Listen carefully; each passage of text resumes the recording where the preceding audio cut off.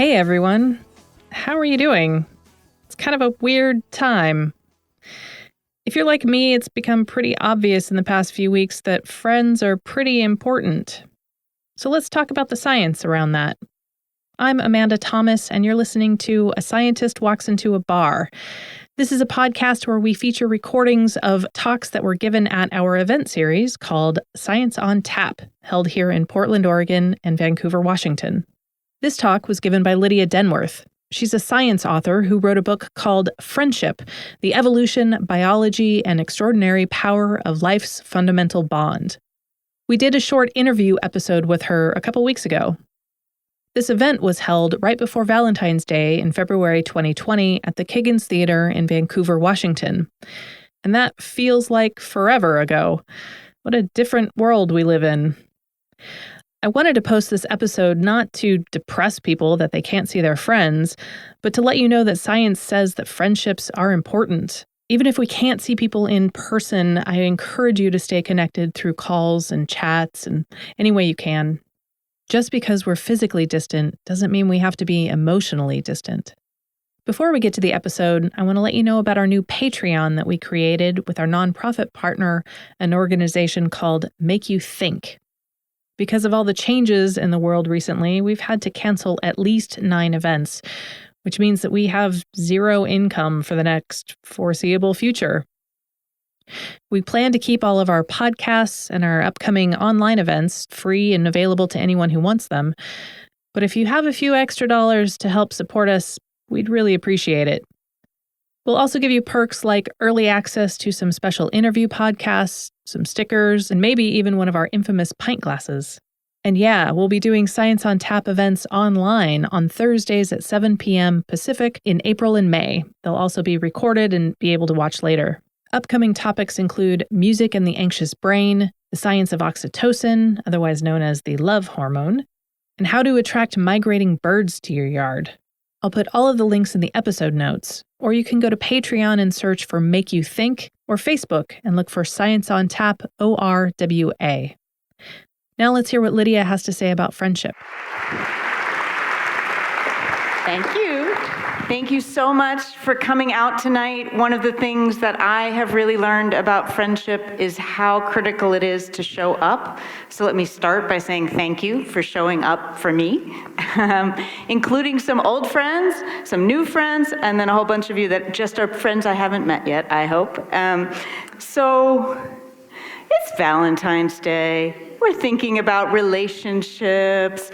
I hope that you are thinking about how to honor your significant other, but I also hope that you are thinking about what you're going to do for your friends. And I hope that by the end of my talk today, you will be convinced that you should be doing something nice for your friends. Why is a science journalist like me writing about friendship?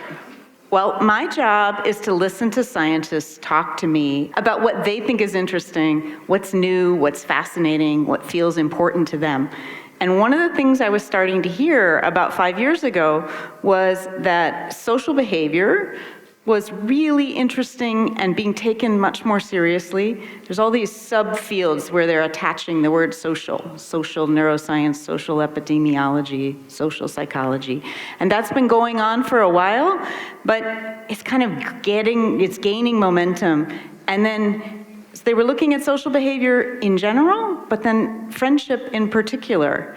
And I thought, oh, that's interesting. I never really thought. This was at a neuroscience conference that I first heard this. And I thought, I did not expect to hear about friendship at a neuroscience conference.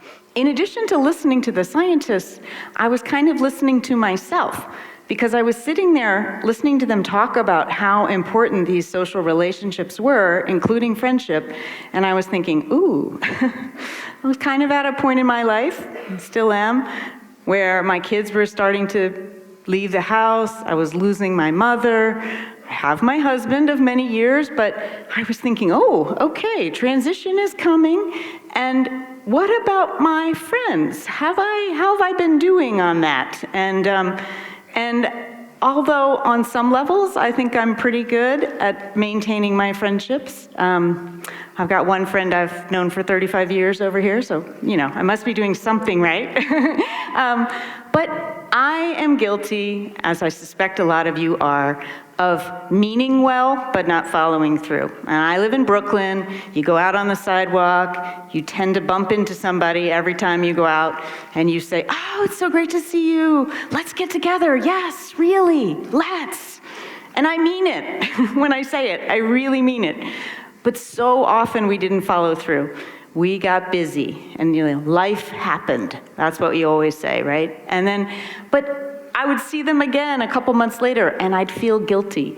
And I resolved at that social neuroscience conference where they were talking about friendship to really think more actively about this. And then, as you do if you're a journalist, I thought, I think I'll write a book about this. Let me find out more. And so I did. And then one of the things that was striking to me was, well, why is it that thinking about friendship in this way, with this kind of new seriousness and a biological bent, why is that new? Why have we not done that before? And it turns out that the real reason is that we actually didn't even appreciate relationships in general for a very long time. Through the middle of the 20th century, you may remember that while scientists were thinking about some of the obvious sort of relationships that have biology involved, so sex, it's very biological, childbirth, mothers and babies, very biological and a relationship, but even with mothers and babies, they were not appreciating the love and affection that needed to be there. You might remember the sort of stories of people raised in the 30s and how mothers were told to let their babies cry and not to spoil them, and the era of the Freudians and the behaviorists. But along came John Bowlby. Perhaps you've heard of him. British psychiatrist, famous for attachment theory, right? Attachment theory seems obvious to us today. It's about the relationship between mothers and babies, and how important it is, and how the affection and love that grows out of that is a foundation for a good life. That was such radical stuff in the 1950s when Bowlby first talked about it. He was persona non grata in the British psychiatric circles. He stopped going to meetings even because he was treated so badly. But he was right. But there's two things about Bowlby's work. You're probably thinking, why are we talking about this when we're talking about friendships? So trust me, this matters, because it was the beginning of understanding that relationships mattered and that they had consequences and that they could have biological consequences. And there's two aspects to Bowlby's work that are really important to understand that most people don't know. And one is that attachment theory includes a whole lot of evolutionary thinking. So what Bowlby was saying is that everything that newborn babies do is designed to make their caregivers want to take care of them. And that is a smart strategy for a human baby, right? Human babies come out into the world a little bit undone. They're not really ready for prime time. They need their adults to look after them. And so they need those adults to want to look after them and to bond with them. And that's so that everything they do, the sort of snuggling and being so cute like that, is designed to make mothers and fathers and caregivers want to take care of them. But what Bowlby realized, if he was interested in evolution, was that animals do the same thing. And we talked about Jane Goodall earlier. So Bowlby actually joined forces with a man named Robert Hind, who was an ethologist at Cambridge University. And Hind is mostly famous these days for being the man at Cambridge who was willing to take on Jane Goodall as a PhD student without an undergraduate degree. And he also was Diane Fossey's advisor at Cambridge. So he had kind of a specialty in seeing the brilliance in these unusual female scientists and helping them with their careers. He also joined forces with Bowlby to help guide Bowlby in understanding evolutionary thinking, because ethology at the time was a quite new science of animal behavior, and it was really all about trying to understand why animals behave the way they do for evolutionary reasons. What would be the motivations? And Bowlby was the first person to sort of put those two things together, looking at human babies and looking at animals and saying, well, I think that something similar is going on here. And so he turned to Hind. Hind was 20 years younger, but they became really good friends. And I feel that the new science of friendship basically begins with the friendship of those two men, bringing together the science of humans and the science of animals and the science of relationships. But still, friendship was kind of the last relationship to come under the microscope. Friendship was seen as unscholarly, as kind of squishy. It was the kind of thing that if you were a primatologist, you might say at the campsite at night after watching animals all day, oh, this one is friends with that one. But if you went to an academic conference, you said, these two animals have affiliative bonds that make them feel very, right? They had a million euphemisms, and fair enough, because we can't make assumptions about animals and what they intend. It's the sin of anthropomorphism, right? A primatologist wrote a fairly famous paper debating the appropriateness of using the F word in primatology. So that's what this comes from. But she did decide that it was in fact appropriate. And in the ensuing years, we have sort of gotten over that. And now today we have primatologists who absolutely say, I study the science of friendship in animals. The thing about it is that, in humans, we've appreciated friendship for thousands of years. So Socrates and Plato and Aristotle talked about friendship. We always said it was pleasurable, but not essential. It was valuable, but not invaluable. In fact, C.S. Lewis kind of famously said that friendship was like philosophy and art. It gave life value, but it was not invaluable. Well, C.S. Lewis was absolutely right about the giving life value part, but he turns out to be exactly wrong about the invaluable part. So I'm going to get to that.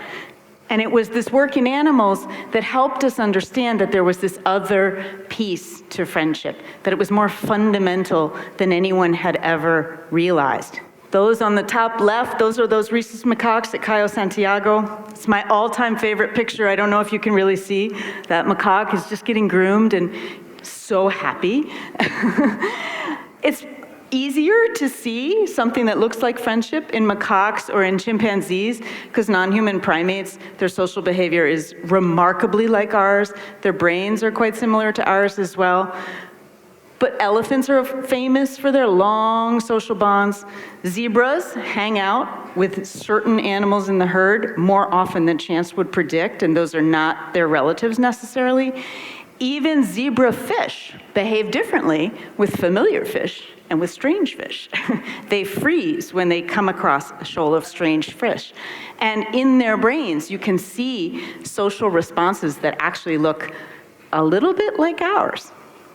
So this work really has changed how we think about friendship. It tells us that there's a bigger story, that this is not some product of human culture and language, that this is biology and evolution. Sure, it's cultural as well among humans, but it is more than that. So how did scientists then figure this out? What did they do to understand friendship better? Well, one of the reasons that they hadn't really studied it so well was because it's hard to define and it's hard to measure. And science is all about measuring. Scientists need outcomes, they need variables to compare. So you have to start with a definition. So what is our definition of friendship these days? Well, we have now arrived at some definitions. And one of the easiest ways to do that is in the study of animals, because you can strip out the complex variables that come with human life, and you can get down to something sort of simpler. And when they did that, basically they figured out that friendship essentially requires three things. The bond is a long-lasting one, so it's stable, a lot of time involved. No matter how much you like somebody when you first meet them, you've got to put in time before you consider them a friend. Friendship is positive. It makes us feel good. It makes the other individual feel good too. And friendship is cooperative. It involves reciprocity. It involves a give and take. I help you when you need me. You help me when I need you. Did I get that right? You get it. So that's the definition that evolutionary biologists have generated, and it's pretty good for humans too, because human friendship may have a whole lot of other things in it, but it does have to have those things at its core. But when anthropologists started studying friendship, and that's actually rare, so there's an anthropologist at Arizona State University who decided he wanted to study friendship, and he went looking at a whole bunch of cultures across the world, and he sort of had to dig around because a lot of old information doesn't include, it's like it's in the margins, the information on friendship in anthropology. But when he did that, he went looking, just like in looking in animals, he went looking for common themes. What did most cultures say about friendship? Well, same kind of thing. They said it makes you feel good, it involves a willingness to help, especially in a time of crisis. But interestingly, one thing that we humans do that animals don't is we give gifts. Turns out that gift giving is one of the top 4 things about friendship around the world. And when I first heard that, I was a little disappointed in us humans, I have to say. I thought, are we really so shallow that we need gifts? But what I have come to understand is that it isn't about the gift. It's not about the value of the gift. It's about the value of the relationship. It's about the symbolic honoring and acknowledgement of a relationship. And most of the gifts that friends give each other are fleeting. They're cut flowers that will die. It's chocolate that you will eat. And so it's just about acknowledging each other. And when I think about it that way, I think, well, okay, I get that. And that's actually really rather lovely. But my favorite definition of friendship is perhaps a psychologist who asked preschoolers, 3-year-olds, what's a good friend? They said 3 things too. 3 seems to come up a lot with this. Friends play with you, they share with you, friends do not hit you. Out of the mouths of babes, right? I mean, actually, it's pretty much true all the way through life. So we defined friendship, but then we had to say, well, does it matter? And there were beginnings of ideas among scientists that maybe it did matter. 2 things happened. One was stress. So in the middle of the 20th century, we began to understand stress. And the idea emerged that, well, maybe other people can both be your greatest cause of stress, and maybe they can help you reduce it. So that makes sense. It seems more obvious. And then the second thing was the concept of social support emerged. And social support is basically the idea of the helping piece of friendship. And that, if I am in trouble, you might come and help me out. And maybe if I have a friend, I'm more likely to get a ride to the hospital if I need one, right? And that might end up making me healthier. So to test that idea, scientists started looking for evidence. They started looking at the relationship between social relationships and health. They're just comparing in a very basic way. And they found a lot of it. So this is just a sort of a quick snapshot of some of the greatest hits of this work, mostly in the early days. But a lot of it was just at the beginning, a correlation. Correlation and causation, you probably know that in science. So one thing is, correlation is just that this is happening and this is happening at the same time. And we don't know whether one is causing the other. And that's kind of where we started with social relationships and health. What happened was that in the second half of the 20th century, medicine and public health started changing its focus. So it used to be that infectious disease was the leading killer, and that was everybody's major concern. But then we got antibiotics, vaccinations, sanitation, a lot of things that helped to bring infectious disease down as a problem. And that meant that cancer and heart disease and stroke and things like that started to be the leading killers, the leading causes of death. And so you're looking for the causes of that in a different way. And that prompted people to start studying thousands of people at the same time. So maybe you've heard of the Framingham heart study. That started in the 50s, I think, even. There were other places like that where you might take 8,000 people in a town, or 9,000 people, or 7,000 people, and then follow them for 10 or 20 years. In the case of Framingham, they're still following those people. First, they were just doing it for medical reasons. They're going to take your blood pressure every 2 years or something. But these people who were wondering about social relationships, they inserted a few questions, and they were very basic. They were like this: are you married? Do you go to church? Do you volunteer? And how often do you see your friends? How often do you see your family? It was mostly kind of quantitative. The different studies had different questions in them, but it was in this sort of general vein. And you already saw in the trivia game, in 1979, the first study emerged that made this link, and that was Lisa Berkman, who was a graduate student at Berkeley at the time, and she had the idea of going into the work that was done in Alameda County, California, and saying, well, let's look at what they said about their social connections in 1965 when they started this study, and let's just go to 1974, because that was what she had all the data for. And mortality, whether you lived or died, is an easy outcome because it's obvious. There's no debating how sick you are or anything like that. Are you alive or are you dead in 9 years? Fewer social connections in 1965, more likely to die by 1974. So when she published this paper in 1979, it lit up the science world. It really provoked a lot of people, and it was pioneering. But the paper that really got the public at large talking about this came 10 years later, 1988, in Science. A guy named Jim House at the University of Michigan had been really intrigued by Lisa Berkman's work, and he decided to do what was sort of like a meta-analysis where you're combining data from a bunch of studies, except that he could only find 6 studies that combined, that had mortality and that had social relationship information and that followed people over enough time. But when he pulled together those 6 studies in 1988, he figured out that the risk factor of social isolation was double, basically, everything else. It was equal to smoking. You may have seen headlines that talk about this, that loneliness is as bad for you as smoking. This is where it started. So Jim House had this idea, and he knew it would get people's attention. His intention was to sound the alarm bell, and he did. And since then, we have only gone on to confirm and to pile up a whole lot more evidence of why this is so. So in 2010, a bigger, much bigger meta-analysis, so Jim House had 6 studies, this one has 148 studies, it has more than 300,000 people in it, data on 300,000 people, and the blue lines are all about social relationships. The red lines is the benefits of quitting smoking.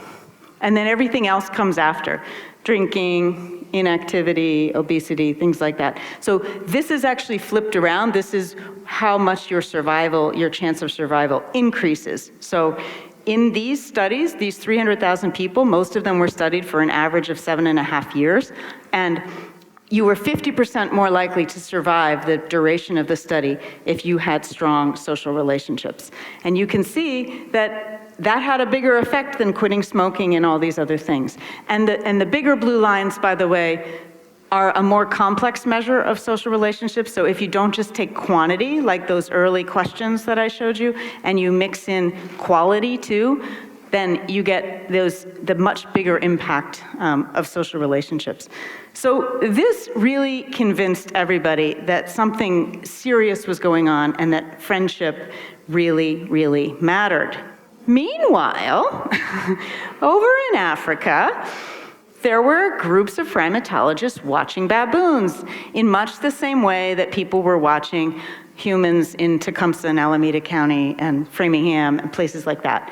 But a lot of primatologists are really evolutionary biologists. They're asking questions about behavior, like I said, and why animals do what they do, and what it might tell us about why we do what we do. And in these baboons in Africa, they had made an interesting decision. So a primatologist named Jean Altman, who is one of my heroes and is one of the sort of preeminent primatologists of our time, they call them the silverbacks in primatology. And most of the silverbacks in primatology are female, actually, which is interesting.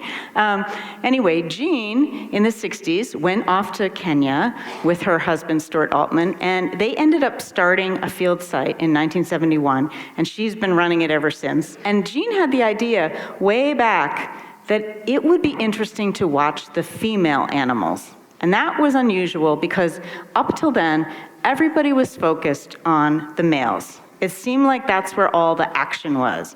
A lot of sex and fighting and noise and drama. It looked more interesting, right?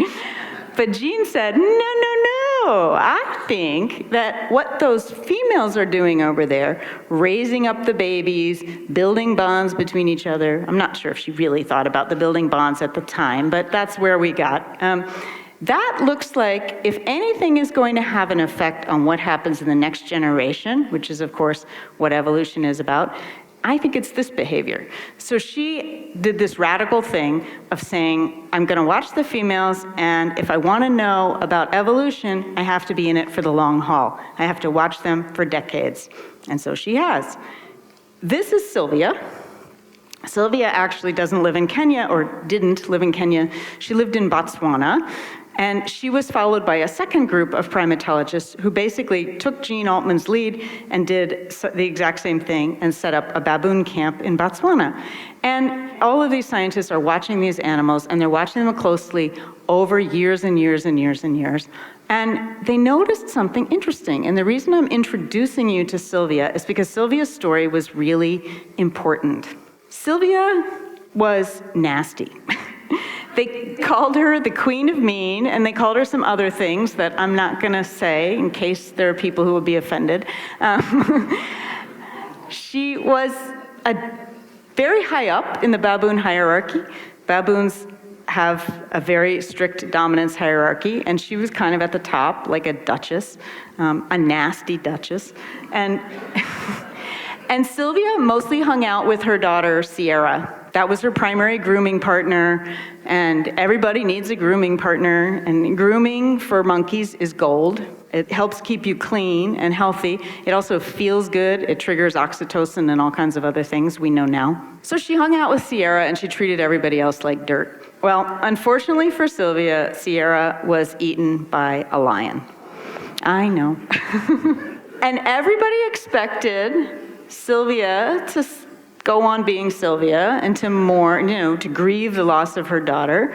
But what happened was that Sylvia suddenly started trying to be nice. Baboons have a grunt that they make, which I wish I could do, but I can't, so I'm not gonna try. But they have a grunt that signals, like, I come in peace, kind of. And so Sylvia started doing this with all these baboons that she'd been treating really terribly, and as you might imagine, they were very suspicious, and they're like, what? But it really seemed to the scientists that Sylvia was trying to build a new bond. She knew she needed a new grooming partner. She knew she couldn't hang out, on her own in this troop now that she didn't have Sierra. And that got all these primatologists thinking. And so what they did was they took the data that they had accumulated in Kenya, where Jean Altman's group was, and in Botswana, and over time, in a series of studies, what they figured out was that the baboons with the strongest social bonds had increased longevity themselves, and they had more and healthier babies. And in evolutionary terms, reproductive success and longevity is as good as it gets. That's what you're after. And the thing that was so interesting was that they really expected the dominance hierarchy to matter most, but it didn't. This mattered. How many times are baboons nice to each other, essentially? They had a way of counting that up. And the ones who were the nicest and had those good friends, they were the ones who lived the longest and had the healthiest babies. And that kind of changed everything. The first study announcing that was published in 2003, and they're still coming, showing all the sort of nuances of it. And what mattered most was the quality of the bond, not its origin. So Sylvia was kind of the exception that proves the rule, because she lost Sierra, her family, but if she could get a new grooming partner, it didn't have to be a relative. It would still have the same effect. And that was true for all the baboons. It didn't really matter who they hung out with as long as they hung out with somebody. And baboons do generally tend to hang out mostly with their family, because that's who they're around the most. That's why it's so interesting that it didn't have to be family. Okay, but why? Because remember I said earlier that we thought in humans that social support was maybe what mattered? You know, my friend might drive me to the hospital if it looks like I'm having a heart attack, and that's going to help keep me alive. Well, baboons do not drive each other to the hospital. And yet, those baboons with better friends were healthier and lived longer and had healthier babies. So something else was clearly going on. It was more fundamental, it was deeper than that, and it was in biology. It was shaping biology and resistance to disease.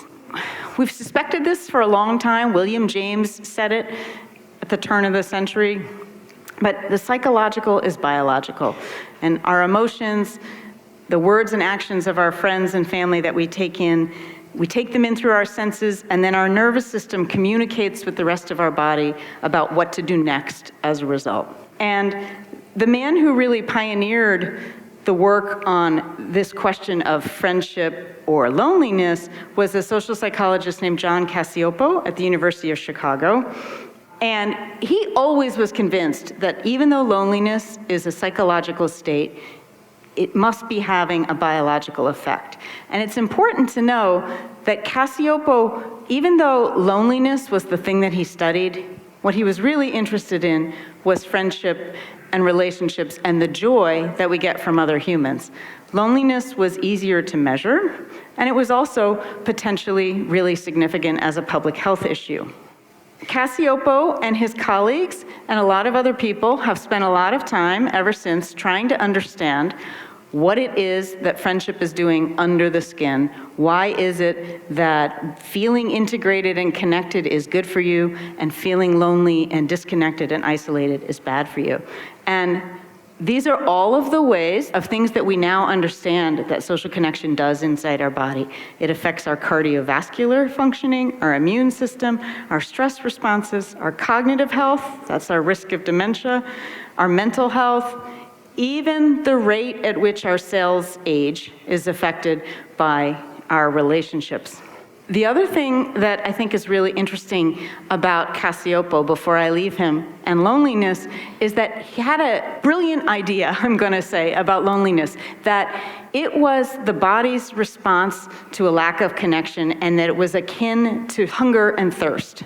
So your body feels thirsty when you need drinks, it feels hungry when you need food, and that's your system telling yourself that you need those things to survive. Well, he thinks that loneliness is the body, or he thought, he passed away a year ago, very sadly, but he thought that loneliness was the body's signal to us that we need to do something about it, that we need to get out and connect. I hope I've convinced you. There's more evidence in the book about the fact that relationships and friendship is connected to health. But so how do we handle it, though? What does friendship look like throughout the lifespan? And are we good at it? Well, you've already met these kids, and you probably remember that what I said is that when you're very young, a good friend is someone who plays with you, who shares with you, and who doesn't hit you. And what that represents is that very young children have very concrete ideas about relationships, right? Those are obvious things that they can understand. What happens as kids get older is that relationships get more emotional, more relational, and when they go to school, something really important happens. The beginning of their social brain is primed by their parents, but then they go to school and they learn from their peers a whole other set of skills. And this is true in cultures around the world. From about 5 to 7, kids reach a different developmental stage, and they start to have more horizontal relationships with peers their age. And they get from that trust, loyalty, an ability to navigate larger groups and to cooperate. And importantly, they learn about giving support and not just receiving support, which is something that's very hard to do with your parent. And it's not by accident that kids feel their friendships so intensely. I have come to feel that middle school is about lunch. You've all been in middle school, right? And I'm going to tell you a little story. 10 years ago, my family moved to Hong Kong for just 2 years for my husband's job. And when we told our 3 boys, they were, at the time that we told them, they were 11, 8, and 6.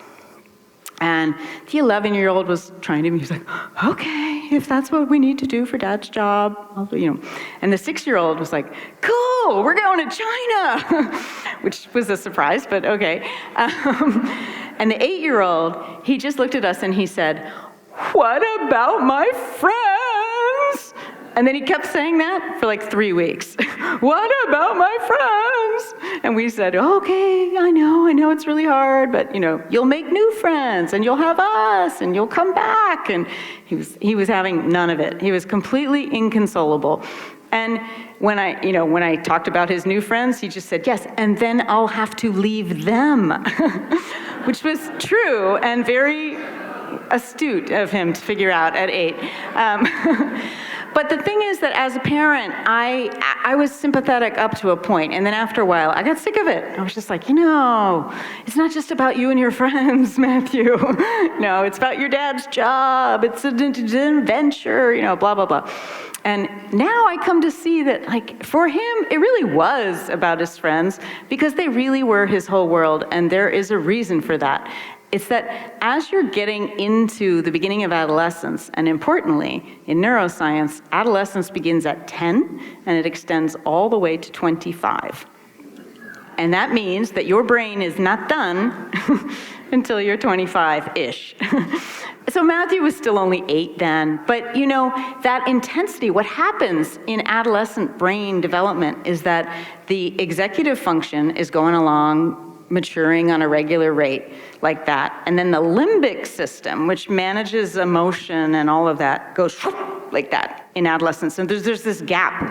I'm not able to show it properly, but this is planning and judgment, and this is emotion up here, and the gap in between is adolescence, basically.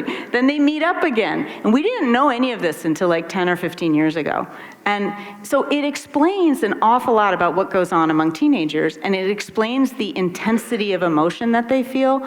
They actually feel things more than adults do. They feel the good and the joy of hanging out with their friends, and they feel the pain of leaving them or of feeling ostracized or of wanting to be included more than adults do. And it's really important, I think, that adults remember that, and that we are wise to just how incredibly hard it is in the lunchroom. I mean, the reason middle school is about lunch is because that is the place where kids have the most agency in their day. And, if you want to know how your kid's going to do in middle school, you want to know, is she this girl or this girl? Right? And so if you can get a bead on that, I advise you to try to do it. Then what happens, that's Jacob, the 21-year-old on the right. It's my oldest son with his very best friend, Christian. So one thing about middle school that I forgot to say is that there's also an incredible amount of instability and change. So 2/3 of 6th graders change friends between September and June.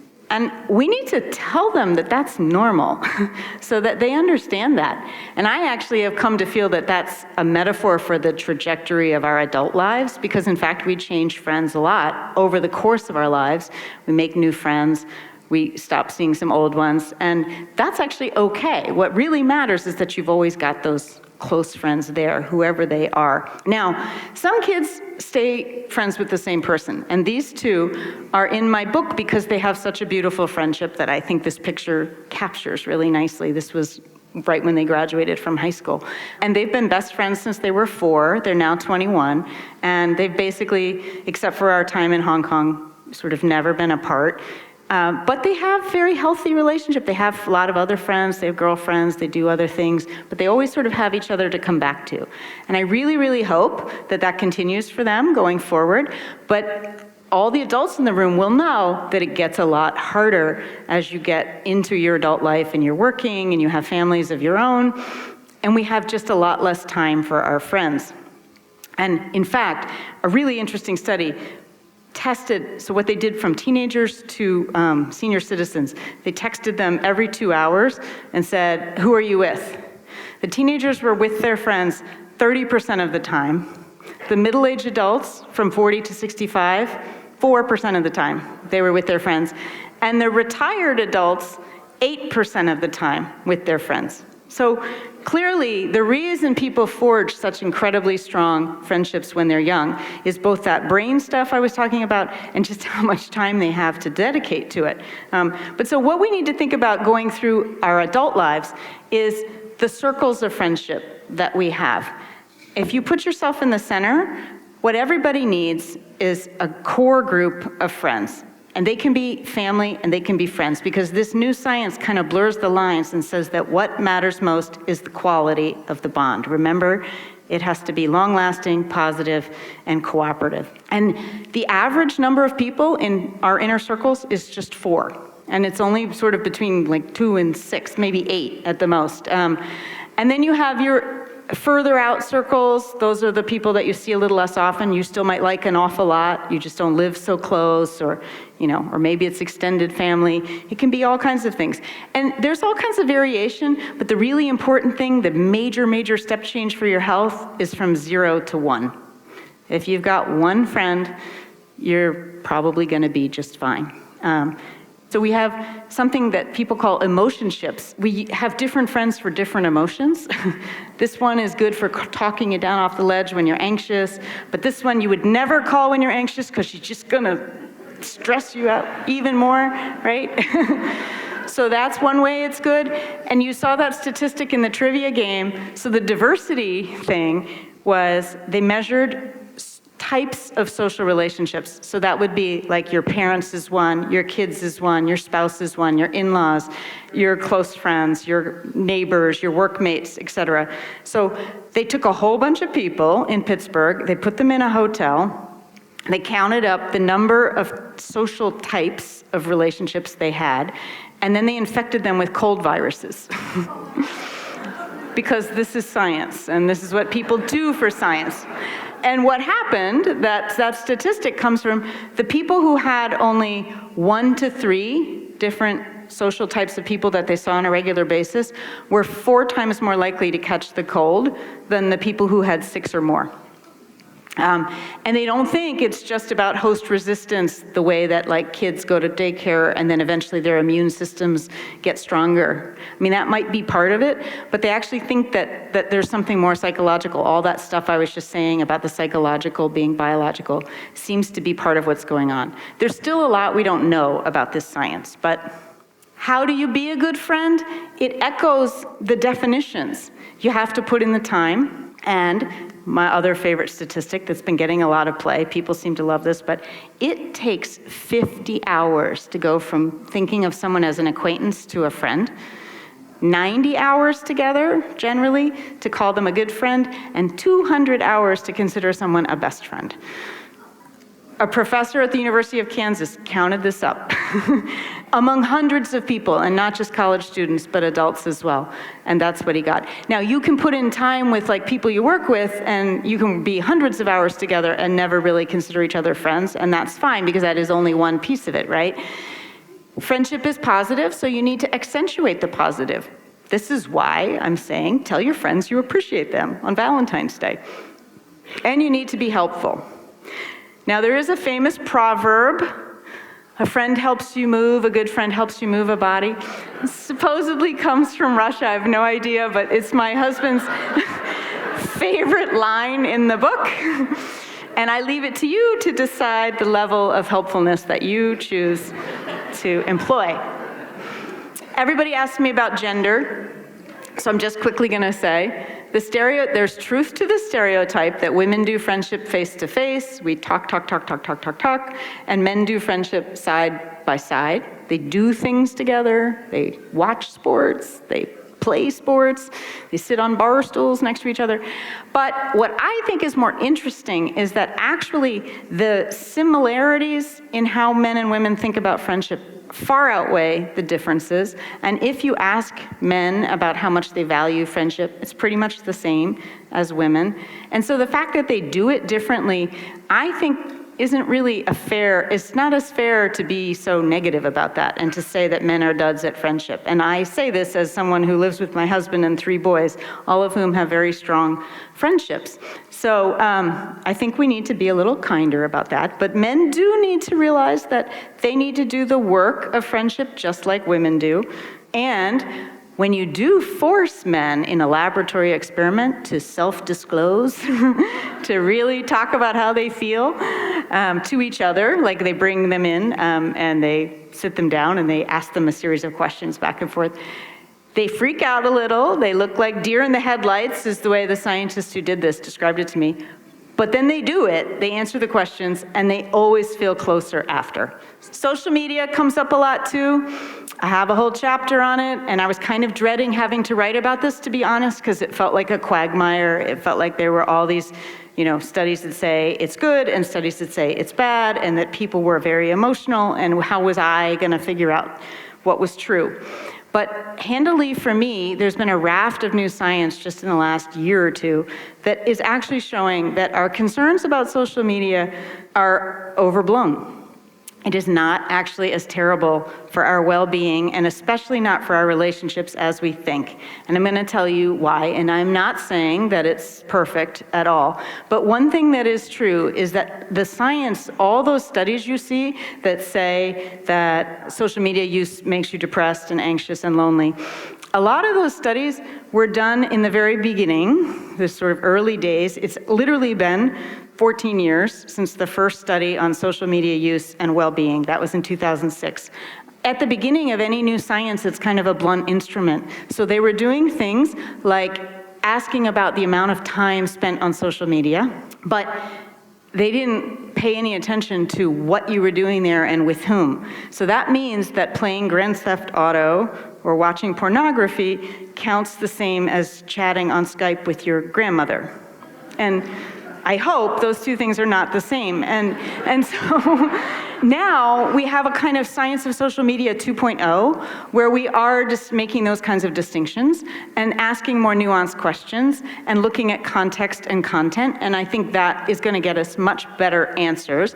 But when scientists have sort of taken everything that we know so far and applied more rigorous statistics to it, they have found that on balance, social media on some levels has some negatives. It does make people a teeny bit more depressed, a teeny bit more anxious, but it also can make people much happier.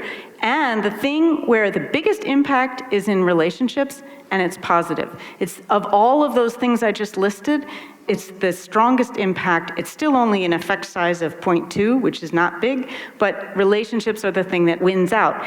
And we think the reason is because one is that often our online life and our offline life kind of mirror each other. And people who have bigger social networks online tend to have bigger social networks offline.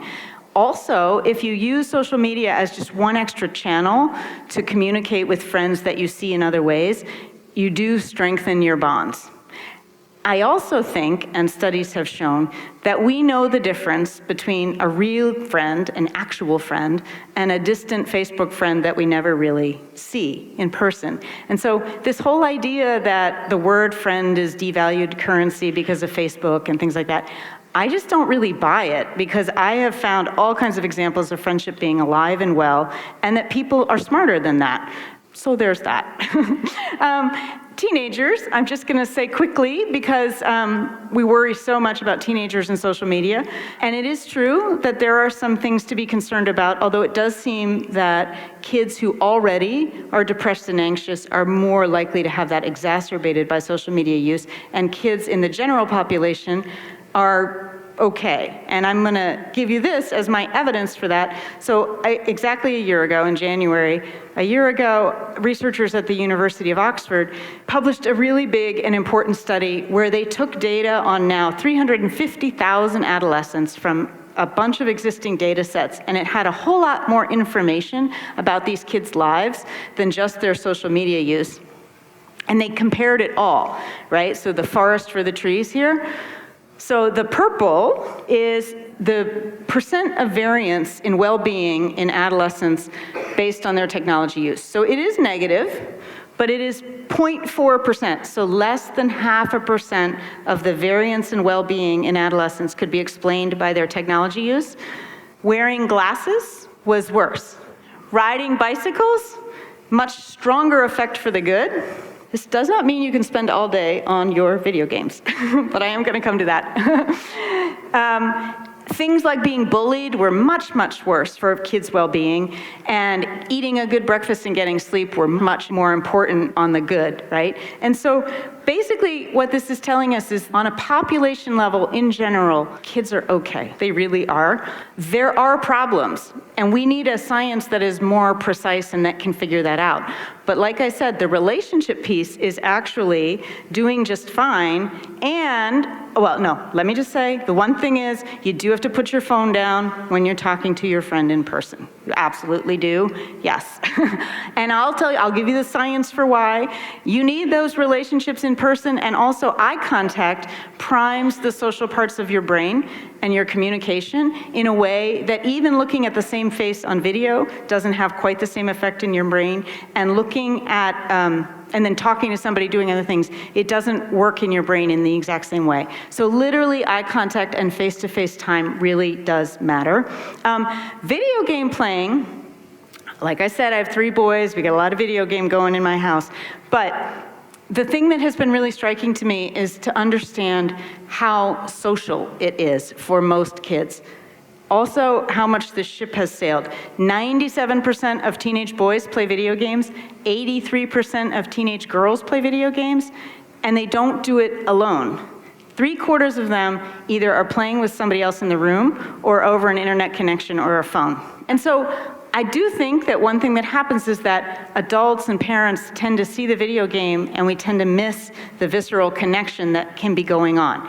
And I'm not at all saying that that's the only thing that kids should be doing together, but I do think it's important to acknowledge that their way of hanging out, I don't know, is that worse than the fact that I used to come home from school and watch hours of television and then talk on the phone for another 2 hours with the friend? I laugh now because I can't get my kids on the phone, right? And you're just like, my father would have loved for me not to be on the phone. So, be careful what you wish for to some extent. But anyway, all right, takeaways. Friendship is as important for your health as diet and exercise. It is the relational equivalent of superfood. If you don't still believe me, I'm going to leave you with a couple of really powerful statistics, I think. There's a very famous study out of Harvard that followed a group of 724 men from teens and early 20s all the way through their entire lifespans. It began in the 1930s. Jack Kennedy was even one of the subjects. What they have found is that they took everybody who made it to 80 and who was healthy and happy. They looked at how they were at 80, and then they looked back. And the thing that predicted how healthy you were at 80 was not your cholesterol level or your wealth or your professional success. It was your satisfaction with your relationships at 50. Not just your marital relationship, but your friendships. So here's me in the green hat. I'm 53, I'm 50, and I'm working really hard on those friendships because I intend to be healthy and happy at 80. Having written this book, I have absolutely prioritized friendship. I hope that you will do the same, that you will make it an important part of your life. If you are a parent, I hope you will have that friendship factor in your decisions a little bit. If you are a boss, I hope you will think about the community that you create in your office. Not saying that everybody has to be buddy, buddy, buddy, but people have better reviews, there's less turnover, they're more productive and more efficient if they have friends at work. If you're a policymaker, you should be thinking about this. I mean, when the military would move people every year and kids would switch schools sometimes twice in a year, that had a terrible effect on their ability to make friendships as a kid. And I don't think we were factoring that in. I think we do now a little bit, but so this is not just about what individuals can do, it's about all kinds of levels of society. But since all we can totally control is ourselves, what I will leave you with is the idea that I hope you don't just think I'm giving you an extra thing to add to your to-do list. I'm giving you permission to hang out with your friends. Exactly. Girls' night out is as good as a run. And don't forget that Valentine's Day is coming, and that is it. And I'm happy to take questions, and thank you.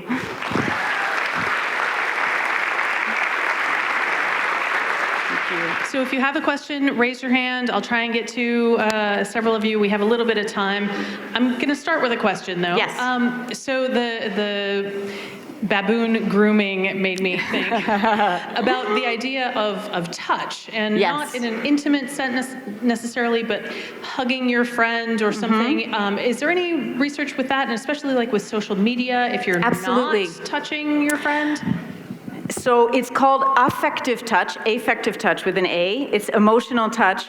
And we now understand that there's a set of nerve fibers in the skin that do not control touch, like the fact that when I'm touching my beer, I feel that this glass is hard, or that I feel that something is cold or painful.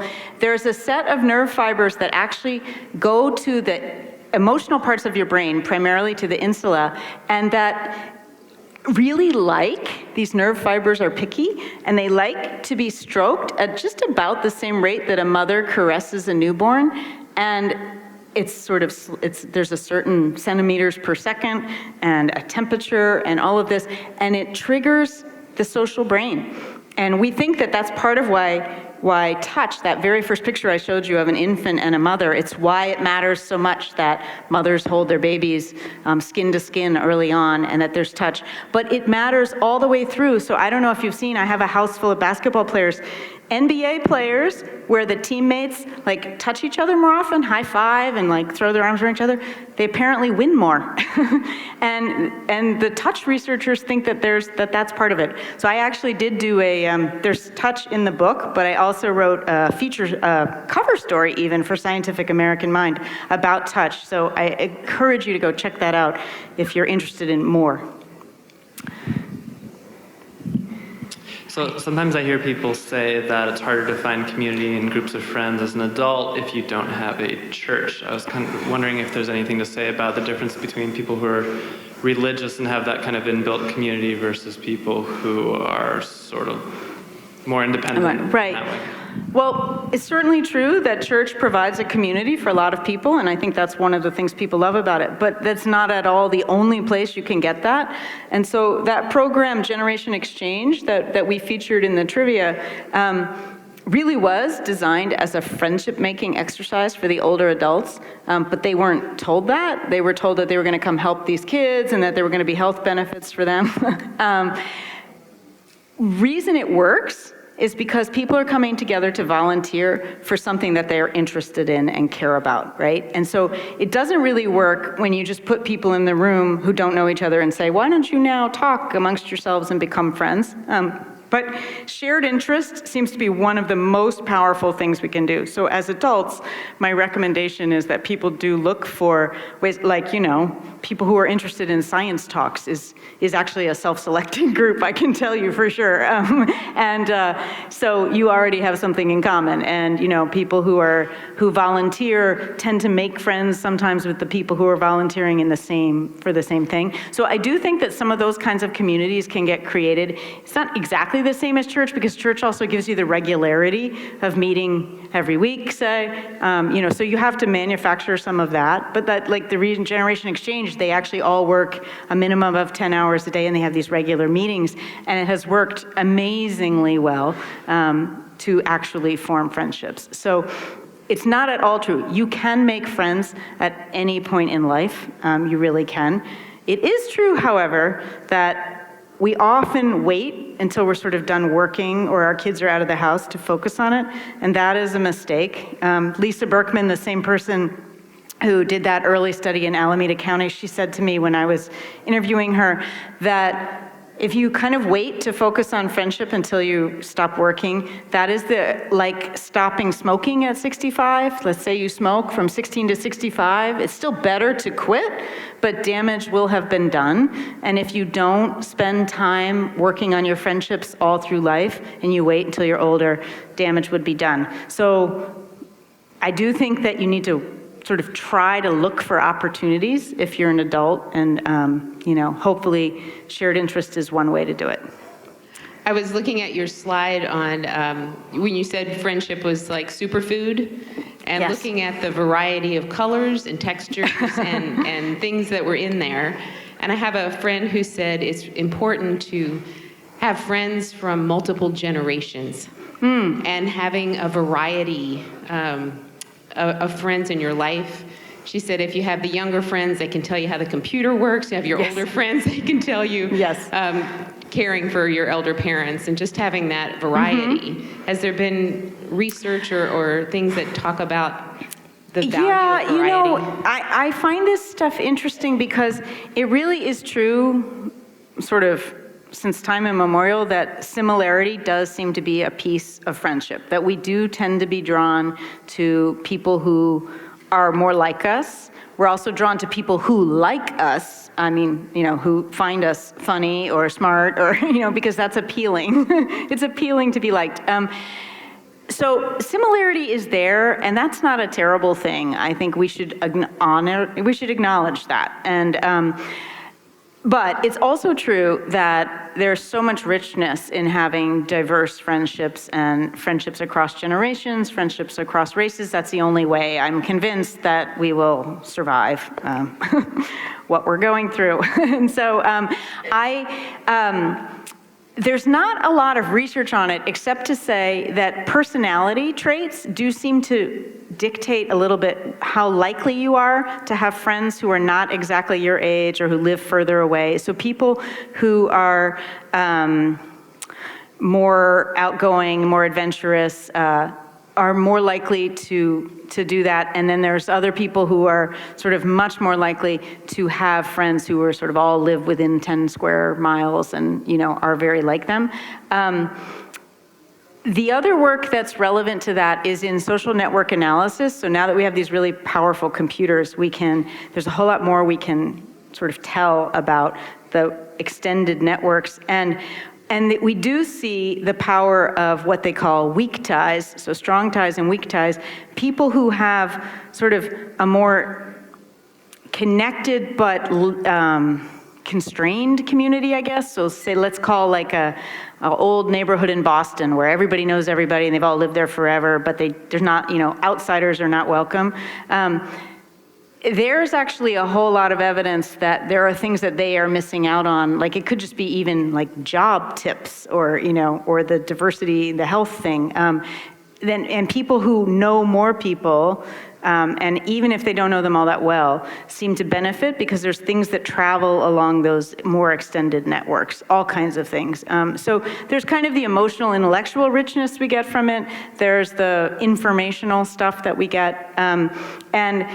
And in kids, the last thing I'll say on this is that one of the researchers I talked to a lot at UCLA has studied kids in diverse schools in California and then in more homogeneous schools. And one thing she found that I thought was really interesting is that it's what you imagine. If a kid goes to school in an environment that's more diverse, they're more likely to have diverse friends. But in an environment that's less diverse, the kids who do more different things, so who are athletes but also musicians, are also more likely to have diverse friends in a different sense, right? And so diversity is possible in a lot of different environments if we change our filter for what we mean by it, if that makes sense. So with that, let's say thank you to Lydia Denworth. Thank you. Thank you, Amanda. And thank you. Thank you to all of you for coming. Thanks for listening. Again, if you want to check out our online events or help support on our Patreon page, please look at the episode notes for all of the links. So many people have been generous with their time and resources to help us get through this, and I want to say thanks, especially to Scott Fry, Marty Dell, Chris Gowan, Sam Lauk, Rita Nygren, Steve Perry, Travis Peters, and Larry Sherman. Special thanks to Graham Tully for audio production and to Chelsea Schuyler for being incredibly reliable. Finally, a big thank you to Jonathan Coulton for letting us use his song Mandelbrot Set. And you're just in time to save the day, sweeping all our fears